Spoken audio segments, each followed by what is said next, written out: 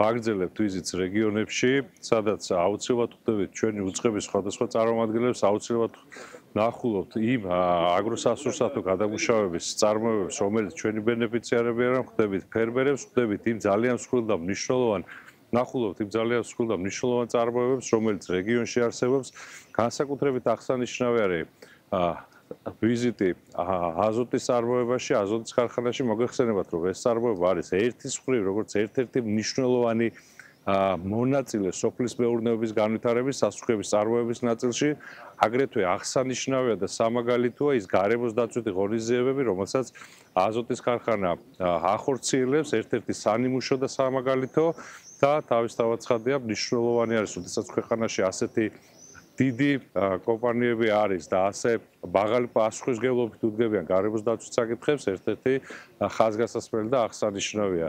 ჯამში, რა თქმა უნდა, მინდა ვთქვა, რომ რეგიონის ჭრილში ვიზიტი მნიშვნელოვანია იმისთვის, რომ ადგილზე გავეცნოთ და ვნახოთ ფერმერების ინტერესი რა არის, რა აწუხებთ და რა გამოწვევები არსებობს, რადგან პირდაპირ ფერმერებთან ურთიერთობით მოხდეს შესაბამისი რეაგირებები, აგრეთვე ადგილზე ვნახოთ თუ სახელმწიფო მიერ ხელშეწყობილი აგროსასურსათო აგროგადამუშავების წარმოებები როგორ ვითარდება, როგორ იზრდება, იმიტომ რომ საბოლოო ჯამში სტატისტიკა აღნიშნავს და აღრიცხავს ყველაფერს და სტატისტიკის მიხედვით გვაქვს ზრდა აგროსასურსათო წარმოებაში და ეს ერთ-ერთი მნიშვნელოვანი ხაზგასასმელი ამბავია, რომელიც კიდევ ერთხელ ადასტურებს ქვეყნის ეკონომიკის სწორ თანმიმდევრულ პოლიტიკას. გადამამუშავებელი და შემნახველი საწარმოები არის უმნიშვნელოვანესი ჯაჭვი მთლიან ღირებულებათა ჯაჭვში სოფლის მეურნეობაში.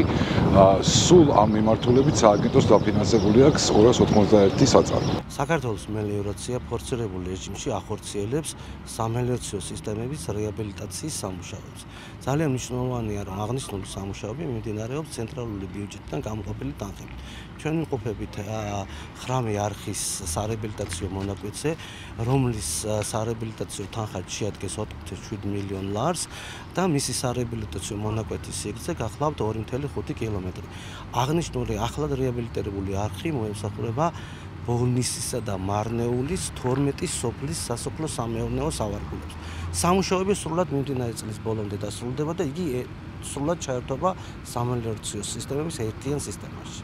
გარემოს დაცვისა და სოფლის მეურნეობის მინისტრთან შეხვედრისას გარემოს დაცვითი ზედამხედველობის დეპარტამენტის გაძლიერების მნიშვნელობაზე ვისაუბრეთ.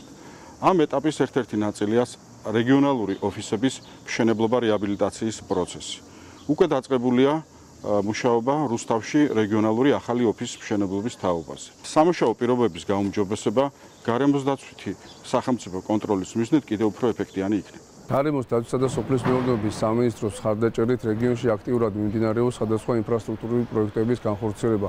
ამჟამად რეგიონში ფუნქციონირებს 3 ბიუსაფრთხოების პუნქტი, სადაც მიმდინარეობს ცხოველების დამუშავება სხვადასხვა დაავადებებზე. ასევე რეგიონში აქტიურად მიმდინარეობს სხვადასხვა ზონოზურ დაავადებებზე უფასო ვაქცინაცია. სურსათ ეროვნული სააგენტოსთვის კვლავაც პრიორიტეტი არის სკოლამდელი და აღზრდის და დაწესებულებების შემოწმება, ბაგაბაღების და სკოლების, ასევე სხვადასხვა საკარანტინო მავნებლებთან ბრძოლის ღონისძიებების განხორციელება. მეტყევება, რა თქმა უნდა, რთული პროფესიაა, ამავდროულად ძალიან საინტერესო.